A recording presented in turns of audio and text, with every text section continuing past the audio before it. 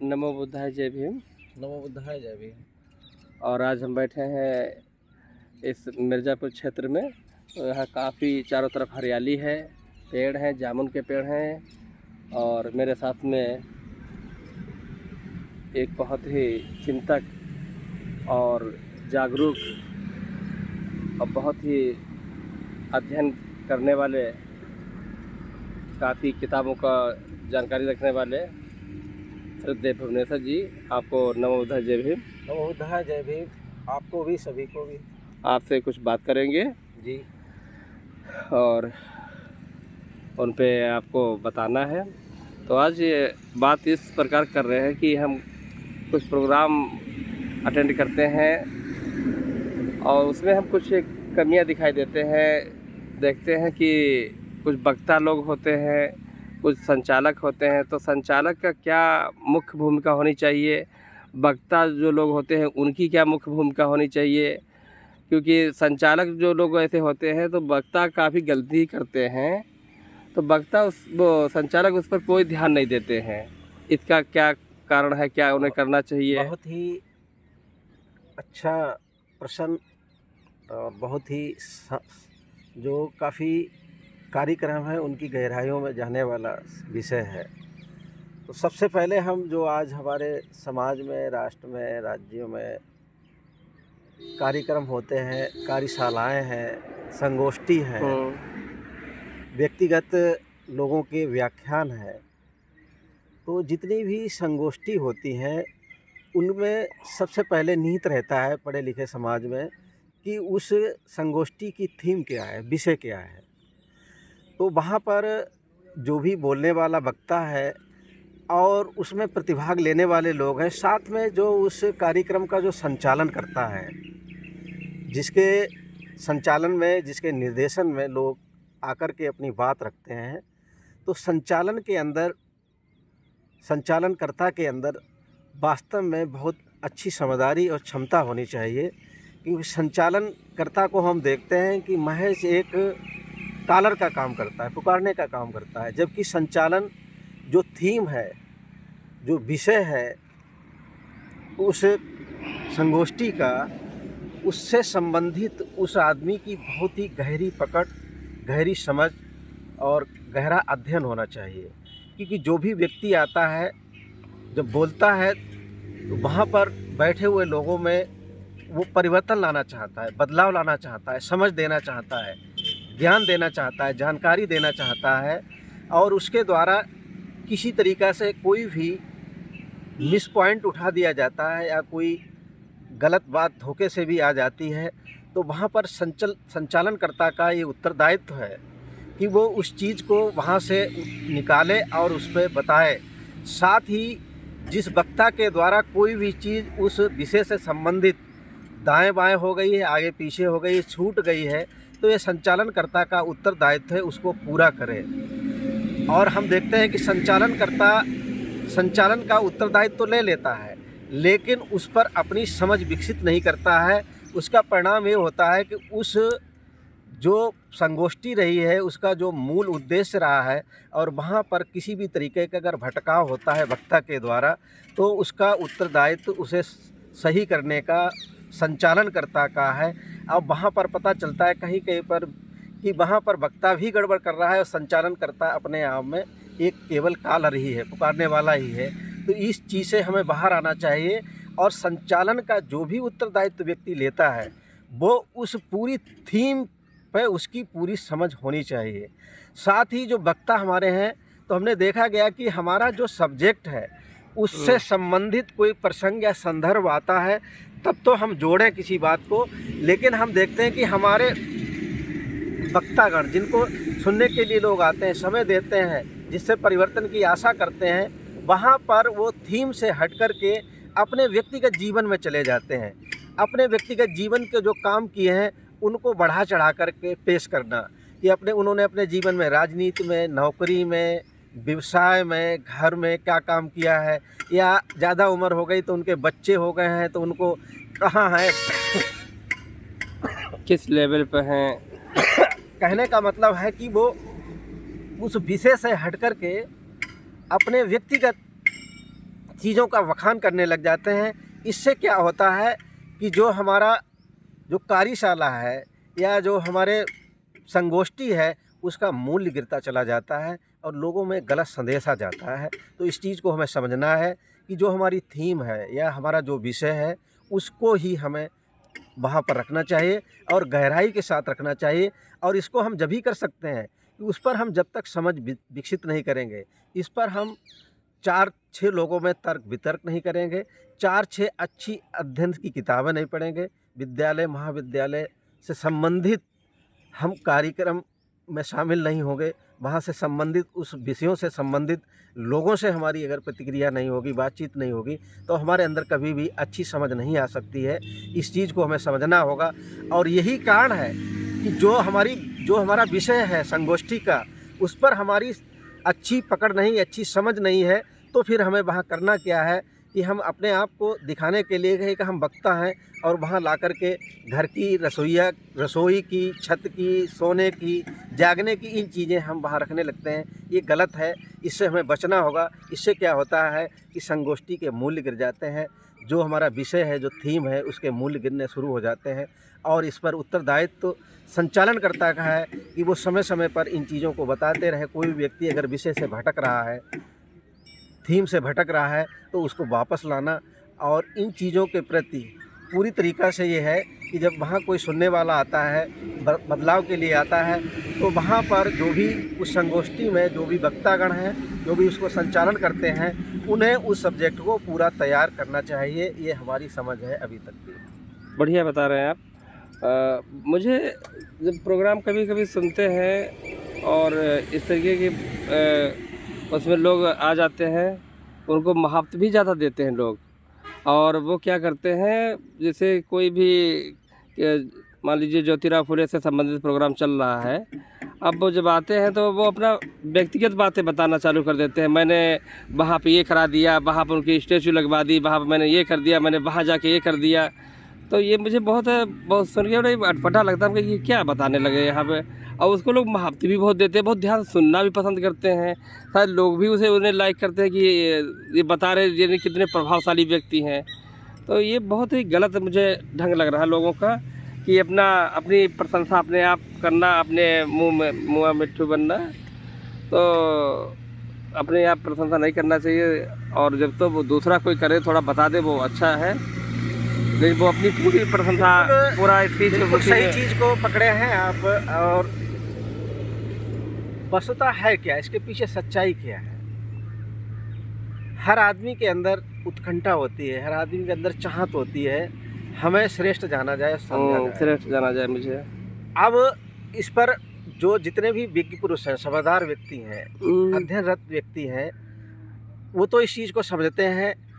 कोई भी संगोष्ठी है और उसमें विषय निर्धारित है कि नैतिक शिक्षा पर बोलना है, राजनीति पर बोलना है, शिक्षा पर बोलना है, समाज पर बोलना है, कृषि पर बोलना है, व्यवसाय पर बोलना है, दिया हुआ है।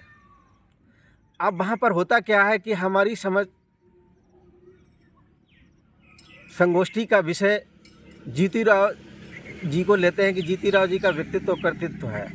अब जीती राव जी को ना हमने पढ़ा है, ना जीती राव जी को हमने समझा है, लेकिन अब वहाँ हम अपने आप को स्थापित करने के लिए हम वहाँ पर अपने आप को रख देंगे कि हम मुख्य वक्ता के रूप में, सह वक्ता के रूप में, या अन्य रूप में, अतिथि के रूप में, या अध्यक्षता के रूप में हमें बोलना भी है।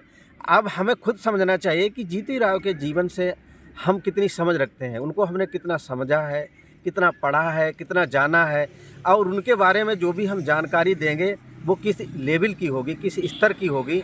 अब जब हम जीती राव के जीवन के बारे में अच्छे ढंग से जानते ही नहीं हैं, अच्छे ढंग से पढ़ा ही नहीं है, अच्छे ढंग से समझा ही नहीं है, और वहाँ पर अगर हम मुख्य वक्ता के रूप में बोलेंगे तो हम देंगे क्या लोगों को? वहाँ पर हम एक दो बात उनके जीवन से जुड़ी हुई, जो हमने कहीं पर वीडियो से, रील से या अन्य किसी के द्वारा कही हुई बात, एक या दो शब्दों में या एक दो वाक्यों में कही हुई बात को, फिर क्या होता है कि वहाँ पर हमारे अंदर जितना भी कूड़ा कचरा भरा हुआ वो परोसने लग जाते हैं। यही कमज़ोर पक्ष है।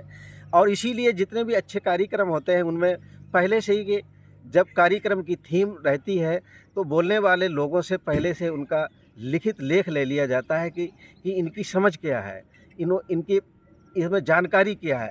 और यहाँ जो हमारे कार्यक्रम होते हैं इनमें विशेष तो रहता है, लोगों के पद रहते हैं, लोगों के उद्बोधन के रूप भी रहते हैं, लेकिन उनकी उस पर समझ क्या है, पकड़ क्या है, गहराई उसमें जानकारी क्या है, ये कभी भी नहीं देखते हैं। और यही होता है कि वहाँ पर आकर के लोग मूल बात 5% 95% अपने जीवन से जुड़ी हुई चीज़ें रखते रहते हैं। ये बहुत गलत है।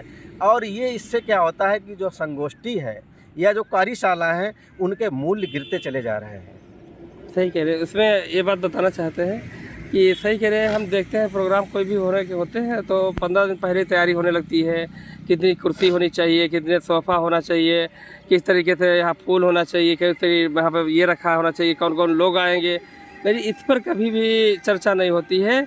कैसे व्याख्यान होना चाहिए, किसका किसका होना चाहिए, उसका ज़रा मालूम कर लेना चाहिए या उनसे पूछ लेना चाहिए कि भाई आप तैयारी इस पर कर पाओगे अच्छी या नहीं कर पाओगे, तो इस पर कोई चर्चा नहीं होती है। बिल्कुल सही बात है कि जो भौतिक संसाधन है, जो मुख्य बात है जिसकी भौतिक संसाधनों पर हमारा दिमाग केंद्रित होता है। कुर्सी का लेवल क्या है, मंच का लेवल क्या है, लोगों के आने जाने का लेवल क्या है, जबकि इसमें इसका आधार जो है वो ज्ञान होना चाहिए। ज्ञान होना चाहिए। जो भी हमारा सब्जेक्ट है, जो भी हमारी थीम है, उस कार्यक्रम की, उस संगोष्ठी की, उस कार्यशाला की, उसमें जो भी लोग व्याख्यान देंगे, जो भी समझ बढ़ाएंगे, उन लोगों को उस पर 8 दिन 10 दिन 15 दिन महीना भर समय जो भी मिले उस पर बहुत ही गहरी समझ विकसित करनी चाहिए। क्योंकि समझ से ही लोगों में समझ बढ़ेगी और परिवर्तन आएगा। कि जो हमारी आकांक्षा है कि जिस क्षेत्र में, जिस सब्जेक्ट से हम परिवर्तन करना चाहते हैं, विकास करना चाहते हैं, विकसित अवस्था की तरफ ले जाना चाहते हैं और उसमें हमारी समझ है ही नहीं, तो हम नहीं दे पाएंगे। कहने का मतलब है कि हम पीछे फिर भाई वापस जाएंगे कि हमारे अंदर जो भी भरा हुआ है वही तो हम बाहर निकालेंगे। तो इसलिए हमें जिन थीमों पर, जिन सब्जेक्टों पर बोलना है उनको अपने अंदर भरें पूरी तरीक़ा से, अच्छे डिबेट के साथ, अच्छी किताबों के साथ, अच्छी कार्यशालाओं के साथ, अच्छी संगोष्ठियों से हम भी तो ग्रहण करें। पता चला कि हमने कभी संगोष्ठियों को नहीं, उनमें सहभागिता की है, कार्यशालाओं में सहभागिता नहीं की है, विद्यालयों में सहभागिता नहीं की है, उसके बाद भी अगर हमारे सामने सब्जेक्ट बुद्ध के करुणा का आ जाता है तो करुणा पर हमारी कोई भी समझ नहीं है। करुणा को हम पूरे जीवन में कभी नहीं समझा है।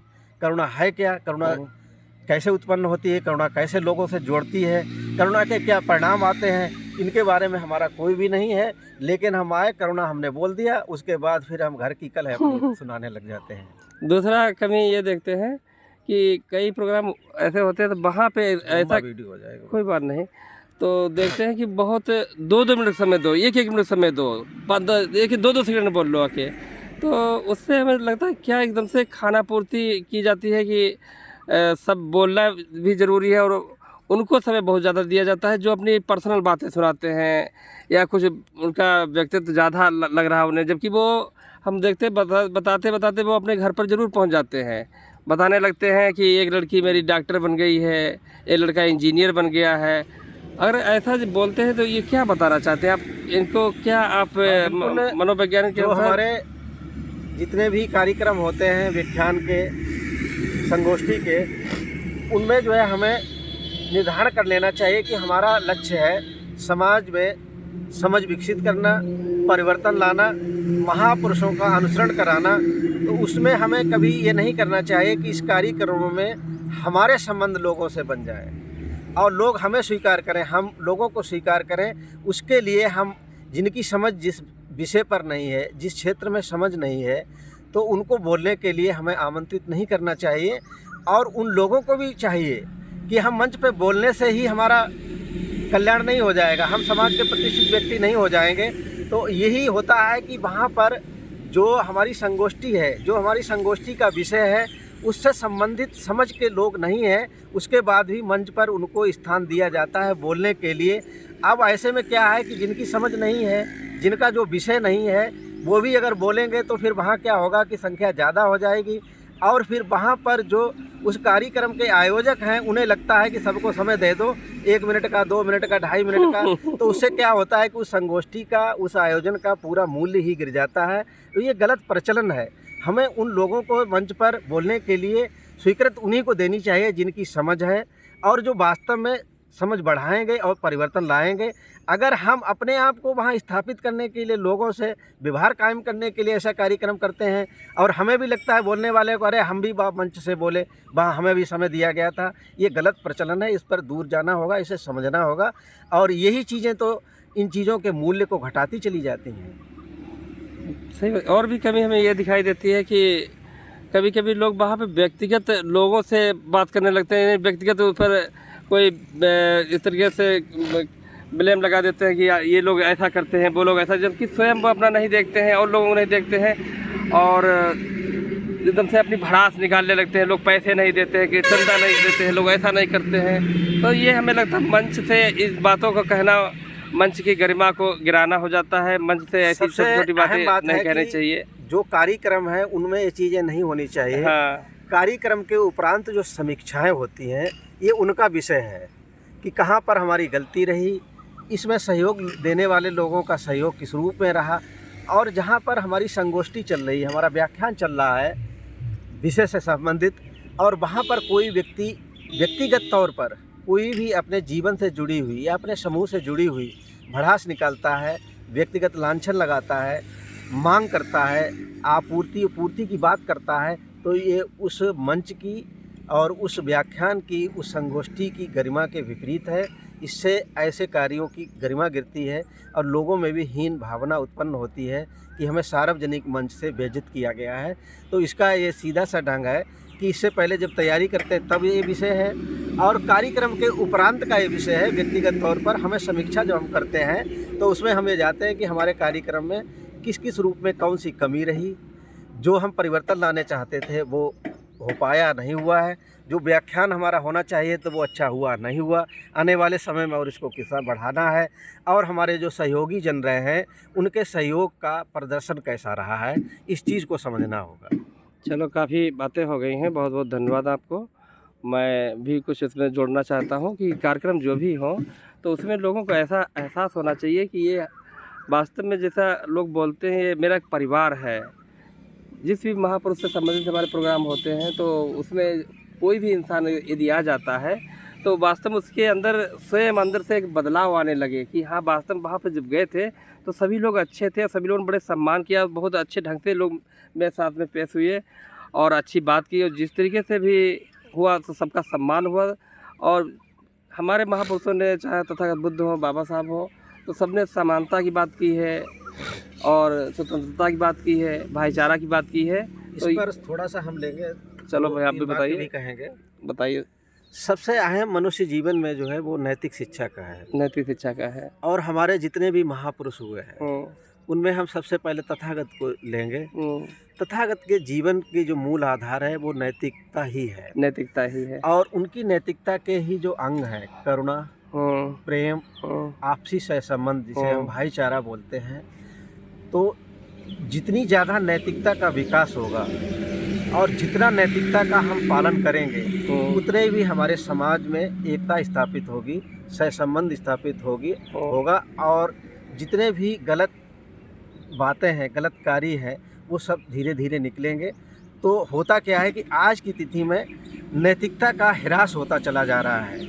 नैतिकवान व्यक्ति नहीं मिलते हैं। नैतिकता की बात कहते हुए तो कुछ % लोग मिलते हैं, लेकिन नैतिकवान लोग रहे नहीं हैं। और बुद्ध की शिक्षा, जीती राव जी की शिक्षा, बाबा साहब की शिक्षा, या अन्य विश्व में जितने भी विचारक, सुकरात को भी लें, रूसो को भी लें, अंत में सभी आकर के नैतिकता पर ही रुके हैं कि नैतिकता जब मनुष्य जीवन से निकल जाएगी तो मनुष्य जीवन का ह्रास हो जाएगा। और मनुष्य में आज समाज में जितनी व्याप्त बुराइयां हैं वो सब नैतिकता के ही अभाव में है। तो हमें नैतिकता को समझना होगा और नैतिकता का पालन भी करना पड़ेगा। बिल्कुल सही कह रहे हैं। इसमें एक बात और भी जोड़ेंगे। बात यह है कि लोग बड़े गर्व करते हैं, डॉक्टर BR अम्बेडकर के अनुयायी हैं या तथागत बुद्ध के अनुयायी हैं। तो तथागत बुद्ध का या बाबा साहब की जब हम उनके व्यक्तित्व के बारे में देखते हैं तो वो लालच से कितने दूर थे। यानी लालच नाम की उनके अंदर कोई चीज़ नहीं थी, चापलूसी नाम की कोई चीज़ नहीं थी। उनकी जो व्यक्तित्व की लाइफ में देखते हैं, उनकी पर्सनालिटी पर हम प्रकाश डालते हैं तो कितने ज़बरदस्त पर्सनालिटी है बाबा साहब की। इस पर और यहाँ जब हम अपने समाज के लोगों की पर्सनालिटी देखते हैं तो पता लगा इनको तो वही लोग अच्छे लगते हैं जो बहुत, पता लगा कोई अच्छे पद पे है, अच्छा कंट्रीब्यूशन करता है तो बहुत सम्मानित उन्हें लग रहा है। कितने उसके आगे झुकना, बाबूजी जी बाबूजी, पता लगा कितना भी वो भ्रष्ट या कैसा भी हो, उसके आगे इनको झुकना, उसके आगे चापलूसी करना, उसके हाँ हुजूरी करना, इनको बहुत अच्छा लगता है। क्या बाबा साहब के गुण ये दिखाई देता है लोगों में? सबसे हाँ, ये समझने वाली बात है। जो महापुरुष हैं उनके अंदर एक बहुत बड़ा गुण होता है उनके व्यक्तित्व में, वो है त्याग। अब त्याग किसका? त्याग लोभ का, त्याग बुराइयों का, त्याग चाहत का। तो ये महापुरुषों में सबसे बड़ा जो गुण है वो त्याग का है। और आज हम इस त्याग को समझ नहीं पा रहे हैं। हमें त्याग को समझना होगा। हम जब बुद्ध की बात करते हैं तो कहते हैं उन्होंने सब कुछ छोड़ दिया। छोड़ नहीं दिया, उन्होंने जो जहाँ था उसको वहीं पर रखा। इसके पीछे उनका त्याग था, समझ की त्याग थी। तो यही जीवन में हम लोगों को त्याग के मूल्य को समझना होगा, त्याग के मूल्य को बढ़ाना होगा। और हमारे महापुरुषों ने त्याग के मूल्य को समझा और बढ़ाया और जीवन में उसको जिया है, इसीलिए वो महान हुए हैं। और इसीलिए उन पर किसी का प्रभाव नहीं पड़ा है किसी भी तरीके से। और हम सब लोगों के अंदर त्याग का जो गुण है वो धीरे धीरे ख़त्म हो रहा है। चलो, बहुत कुछ बातें हो गई हैं। और बाबा साहब को हम जितना पढ़ते तो हमें, और जब किताबें देखते तो मुझे नया से नया मिलता है। जबकि अभी जो कार्यक्रम हुए हैं, अगर इसमें हमने देखें तो 98% जो वक्ता आए, जो 14 अप्रैल में व्याख्यान दिया, तो उनको सिर्फ एक ही 2 पॉइंट जो है, जो मेन पॉइंट चल रहे हैं बाबा साहब के, उस पर ही उनका लेक्चर होता रहता है बराबर। तो इस पर भी लोग समझना चाहिए कि स्टडी करके जाएं, स्टडी करके कुछ नया बताएं। और कई वास्तव में उनके इतने वॉल्यूम्स हैं जो उसमें नई बहुत बातें लिखी हैं, लेकिन उनको वही उन्होंने इतना जान पाए हैं कि बाबा साहब जो थे वो स्कूल के बाहर पढ़ते थे और वो उनका एक संदेश था, शिक्षित बनो, संघर्ष करो। तो यहाँ तक ही लोग समझ पाए हैं उनके व्यक्तित्व के बारे में। हम सबको ये समझना होगा, इस दुनिया में जितने भी वैज्ञानिक हुए हैं उनमें जो सामाजिक वैज्ञानिक हैं, बाबा साहब इस दुनिया के सबसे बड़े सामाजिक वैज्ञानिक हैं। तो इसलिए पहले हमें बाबा साहब को बहुत अच्छे ढंग से पढ़ना होगा, समझना होगा। फिर उसके बाद बाबा साहब के एक एक उनके कर्तव्य और उनके व्यक्तित्व से जुड़ी हुई चीज़ें हैं, उनको हम उठा पाएंगे और बता पाएंगे और समझ पाएंगे। अगर हम ऐसे ही मान लेंगे कि बाबा साहब हुए, उन्होंने किया ये वो किया, तो हम कभी भी बाबा साहब को सही तरीक़ा से ना समझ पाएंगे, ना बता पाएंगे, ना जान पाएंगे। और यही है कि बाबा साहब इस दुनिया के सबसे बड़े सामाजिक अभियंता हुए हैं। उनको हम एक दिन में, 2 दिन में, 1 साल में ऐसे नहीं समझ सकते हैं। उनको हमें पूरा बहुत कुछ उन पर करना पड़ेगा, बहुत उनके बारे में जानना होगा, बहुत शोध करना पड़ेगा, तभी हम उनकी वास्तविक चीज़ों को रख पाएंगे सामने। चलो, काफ़ी बातें हैं, धन्यवाद। अब समाप्त करते हैं।